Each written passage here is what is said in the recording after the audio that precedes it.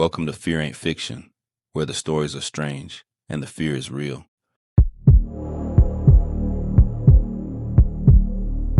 I'm writing this because I need to tell someone. My therapist says talking about it helps, but I can't tell her the real version. Nobody would believe me anyway.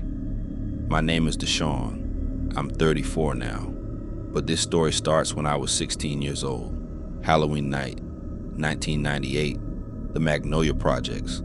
For those who don't know, the Magnolia, or the Wild Magnolia as we called it, was the projects in the 3rd Ward of New Orleans. It wasn't like other places, the CJPT projects officially, but everybody just called it the Nolia, built back in 1941. Brick buildings arranged in courtyards. A.L. Davis Park in the middle where everything happened. Mardi Gras Indians would parade through. Second lines, block parties. But by the late 90s, it was something else entirely. By my time, the Magnolia was known for one thing. It was dangerous. Really dangerous. Not like Hollywood dangerous. Real dangerous. Folks got killed over nothing. The drug game ran everything. I'd seen things I still won't talk about. Lost friends I won't name. But that Halloween night in 1998 was different. My crew and I, there were 4 of us, we decided to explore the abandoned units. There were plenty of them. Buildings that had been cleared out, boarded up, the kind of places where addicts and squatters went at night. We were stupid teenagers thinking we were hard, thought it was cool. A dare is what started all of this. Marcus, my boy, he suggested going into Building C, the one on the far corner. It had been empty for years. Nobody went there. There were stories, you know. Every project got stories, hauntings, curses, shit like that. We laughed about it at the time. We got flashlights. It was maybe 10 p.m., dark as hell. We climbed up to the 3rd floor. The apartments were trashed. Graffiti everywhere, holes in the walls, broken glass.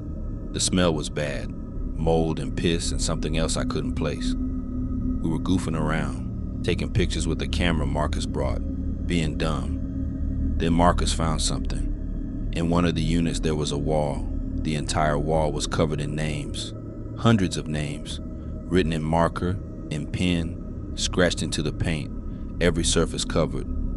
I moved my flashlight across them and just kept reading. Mama, please come home. I'm sorry. Help me. Names, dates, some going back decades. The dates on some of them were from the 70s, some from the 60s. This wasn't graffiti. This was something else. This was, I don't know what this was. Man, this is creepy, Marcus said. His voice had changed. He was actually scared now. We heard the music then. It came from downstairs. Old music, jazz, blues, the kind of music my grandmother listened to. Scratchy, like it was coming from an old record player.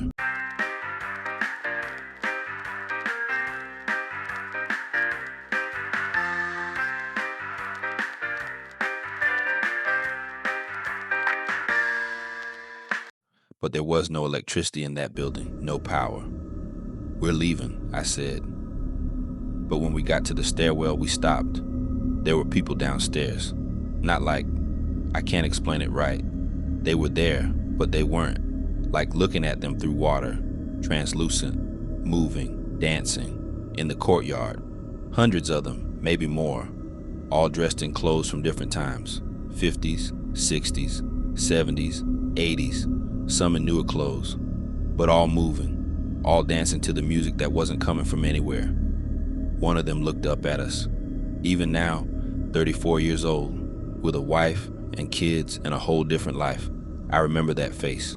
It was a woman. Her eyes were so sad, so tired, like she'd been tired for 100 years. She pointed at us. All of them stopped dancing. All of them looked up. And they started walking toward the building. We ran. I'm not ashamed to say we ran like hell. We ran down those stairs 3 at a time. We ran through the courtyard. We ran past things I couldn't look at. Shapes that didn't make sense. People that faded when you tried to focus on them. We made it back to Marcus's apartment. His mom was asleep. We locked ourselves in his room and didn't come out until morning. In the morning, we didn't talk about it. We never talked about it. Not then. Not for years after. Marcus died in 2003. Gang violence. Random wrong place, wrong time situation. He was 21. In 2005, Hurricane Katrina hit. The projects flooded. The Magnolia was evacuated. Most of it was torn down. They rebuilt it as Harmony Oaks, mixed income, different buildings, a different place. But I moved away before all that. I couldn't handle it. Too many memories, too much death. 10 years ago, I went back. I don't know why. Maybe I needed to know it was really gone. That building C was gone, that wall was gone, it was gone, completely gone, replaced by new structures. Nothing there but grass and concrete. Except, in that spot where building C used to be, there was a mark in the grass, like a burn mark, or a shadow, in the shape of people, hundreds of them, standing, facing outward, like they were still there, waiting. I asked a guy who worked at Harmony Oaks maintenance about it, asked if he knew anything about the mark. He looked at where I was pointing, frowned. "I don't see anything," he said, but he did. I could see it in his face. He saw it. He just didn't want to talk about it. Last Halloween, I was at home with my family. My daughter wanted to watch a horror movie. We put something on, nothing too scary. Around midnight, I got a text from an unknown number. It was a picture, a name, scratched into concrete. My name, Deshaun, and below it words I didn't write. "Come home." I didn't respond. I don't know who sent it or how they got my number, but here's the thing that keeps me up at night. That picture was taken in the Magnolia. You could see the brick buildings in the background, the newer Harmony Oaks buildings behind them, but the Magnolia Projects have been gone for years. The original buildings were demolished. What I was looking at in that picture shouldn't exist. I've spent the last year trying to figure out how someone could have taken that picture, what number it came from. I traced everything I could. Nothing came back. So this Halloween I'm staying inside, doors locked. My daughter is with her grandma. My wife knows something is wrong, but I can't tell her. Because if I tell her what I actually think, that those people we saw in Building C weren't ghosts or hallucinations or some teenage fever dream, that those were people who never left the Magnolia, that they're still there, still calling their children home, that I'm on some kind of list now, she'd think I was insane. Maybe I am. Or maybe some places hold on to people. Some places have a memory so strong that what happened there doesn't just disappear. It lingers. It waits.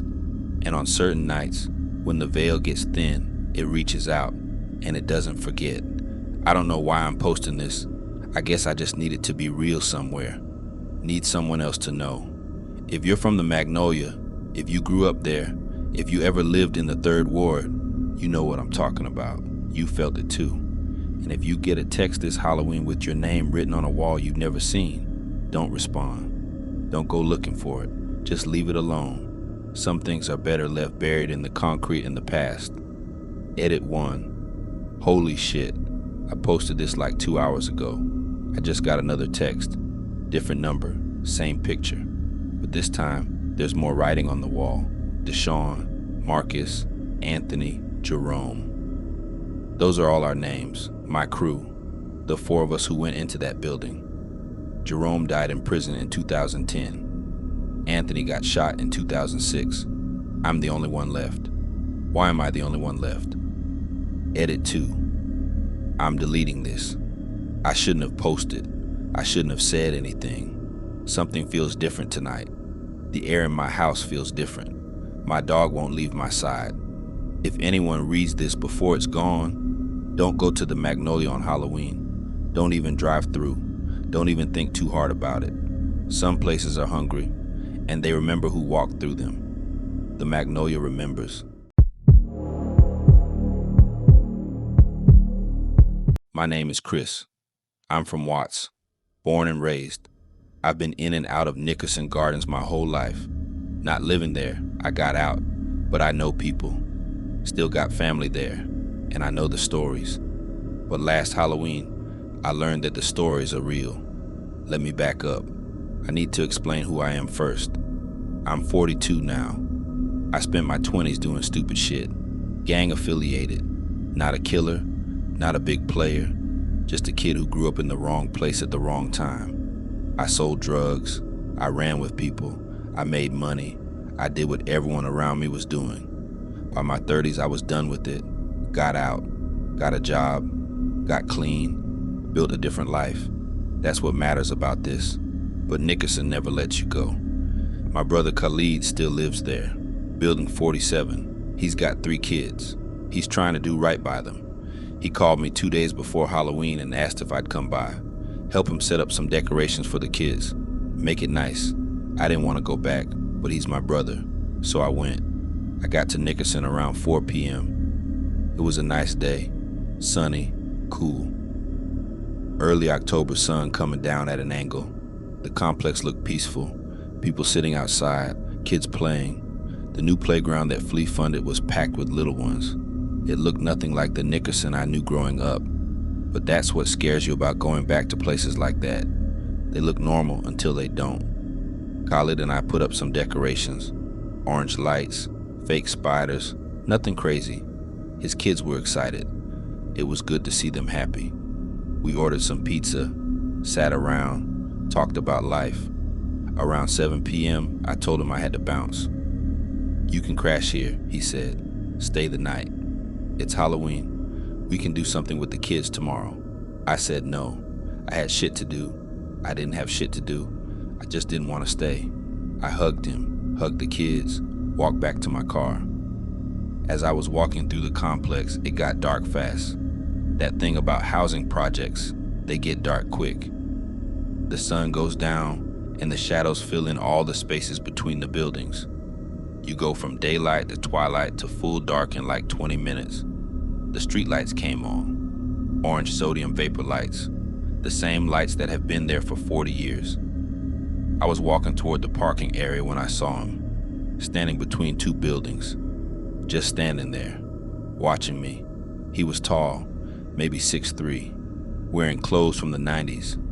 Oversized Dickies shirt, baggy jeans, Timberlands that had seen better days. He had a Bloods beanie on, red, and his face was wrong. There was a hole in his cheek. Not a cut, a hole, clean through. Like a bullet had gone through the side of his face.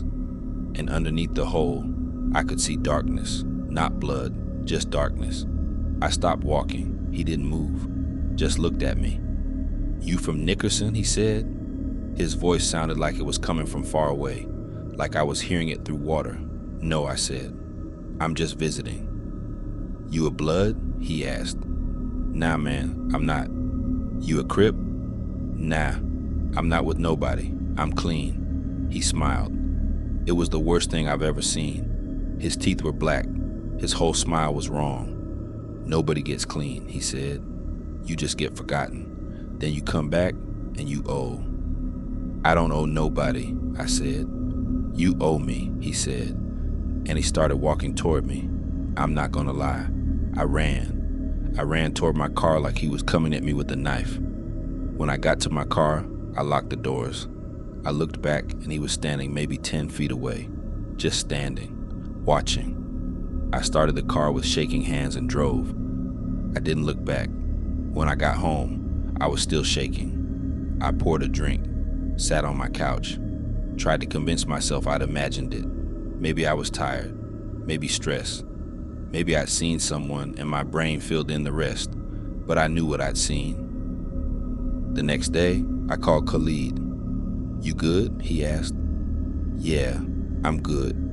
But did you see anybody weird yesterday?" Around when I was leaving, he got quiet. "Describe weird," he said. I told him about the man, what he looked like, the hole in his face. Khalid didn't say anything for a long time. "Stay at my place tonight," he finally said, "and I'm gonna tell you about Deshaun." That night, I went back to Nickerson. This time, I planned to stay. Khalid sat me down and told me the real history. Deshaun was a bounty hunter, not the gang group that came later, the original bounty hunters. Started in the 70s, ran out of Nickerson. He was like 3rd or 4th in command, serious dude, violent, the kind of person who was good at what he did. In 1995, Deshaun died at Nickerson. They found him in one of the empty units with a bullet hole through his head. One shot, professional hit. Nobody knew who did it. Nobody cared. Gang wars were at their peak in Nickerson in the 90s. People died constantly. One more body didn't matter. But something happened after he died. People started seeing him. "You mean like ghosts?" I asked. "I mean like something," Khaled said. "He appears to people, shows up in the complex, asks them questions. If they answer wrong, bad shit happens." "Like what?" "Bad shit, Marcus. People get hurt. People disappear. There's patterns. People he meets end up in the hospital or worse." "Why didn't anybody tell me this?" "Because you don't come around. You got out. You don't spend time here. But if you're here for a day and you see him, that means something. That means he's looking for you." I felt cold. "What does he want?" I asked. "He wants people to pay. He wants people to remember." Nickerson forgot about him, just like it forgets everybody. He haunts the place because he can't move on, because he's got business that's not finished. That night, I didn't sleep. The next morning, I went to the library, did research, looked up old articles about gang violence in Nickerson, found articles about Deshaun's death, found his name in old gang databases online, found pictures. It was him, the same face, same eyes. Even in the photo from the 90s, before he died, he had that cold expression, like he already knew he was dead, like he was just waiting for it to catch up. I had decided to leave LA, decided I wasn't coming back to Nickerson, not ever. But that night, Halloween night, Deshaun came to my brother's apartment. I was in the living room watching TV. The kids were asleep. Khalid was in the kitchen. It was like 11 p.m. Someone knocked on the door. Khalid opened it. Deshaun was standing there. He wasn't trying to hide anymore. His whole face was visible. The bullet hole, the darkness underneath, the black teeth, all of it. "I need to talk to your brother," he said. Khalid stepped back. I stood up from the couch. "What do you want?" I asked. "I want you to remember me," Deshaun said. "I want you to tell people about me. I want people to know what happened at Nickerson, what happens at Nickerson. I want people to remember that this place eats people, that the system eats people, that we die, and nobody cares. Nobody remembers." "Okay," I said. "I'll remember." "You'll do more than remember," he said. "You'll tell them. You'll come back to Nickerson once a year, on Halloween, and you'll stand where I died, and you'll tell people about the bounty hunters and the gang wars and the death. You'll make sure people don't forget." "And if I don't?" I asked. Deshaun smiled that terrible smile. "Then I'll come for you," he said, "and everyone you know." Then he was gone, not like he walked away, just gone, like he disappeared. I'm leaving LA in 3 days. I'm posting this because I need to follow his instruction. I need to tell people. What happened at Nickerson Gardens wasn't just gang violence. It was systematic destruction. It was the government putting poor black people in a box and then acting surprised when the box filled with blood. Deshaun died there. Hundreds died there. Thousands. The whole community was sacrificed so the city could stay comfortable. And now he's haunting that place because he can't rest, because nobody remembers, because Nickerson is still eating people. I don't know if this will stop him from coming back. I don't know if this is enough, but I'm doing what he asked. I'm telling his story, and on Halloween next year, I'm going to stand in that empty unit where they found him. I'm going to say his name, and I'm going to tell anyone who will listen about the cost of forgotten people, because if I don't, he'll come for me, and maybe he'll come for you too.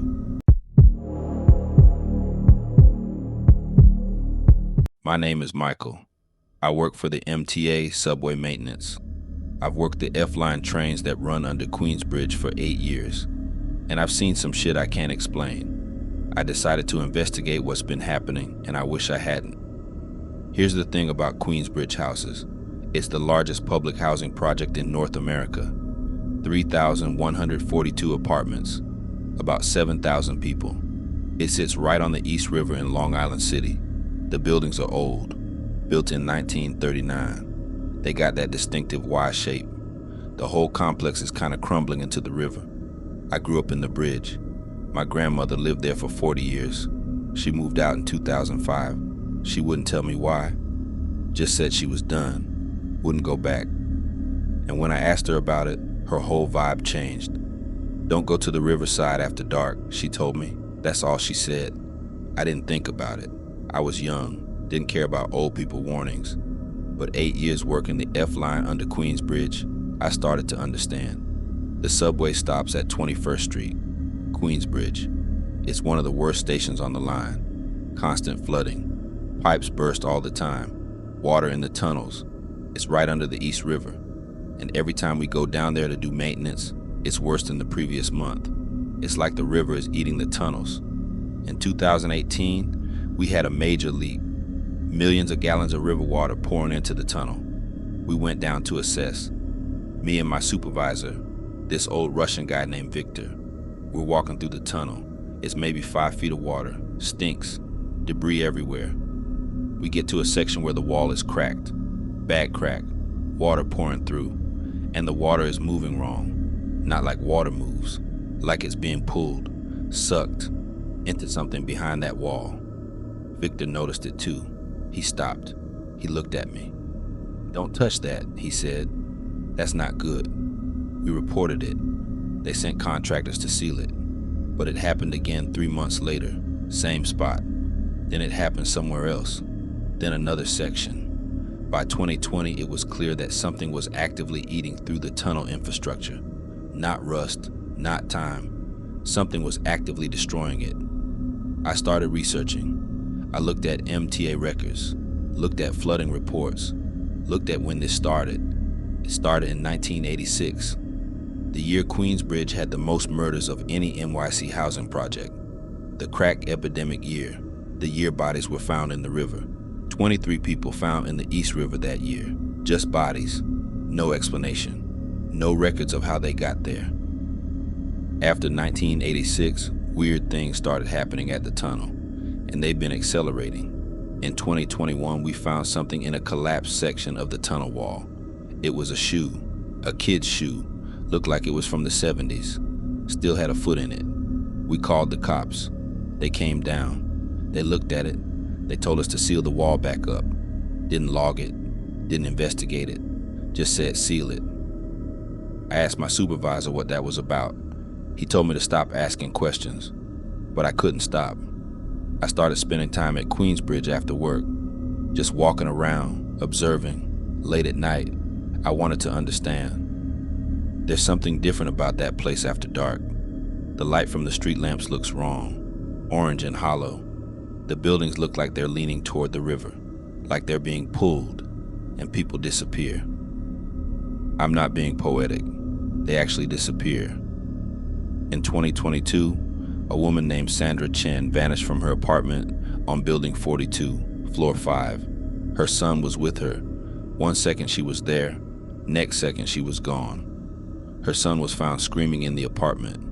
She was never found. In 2023, a teenager named Dwayne Johnson walked out of his apartment on an October evening. He said he was going to get a soda from the bodega.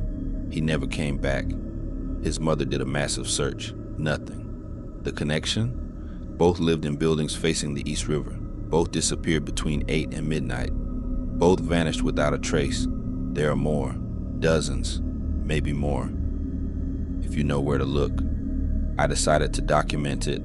I started going to the riverside of the complex at night, trying to photograph things, trying to get evidence.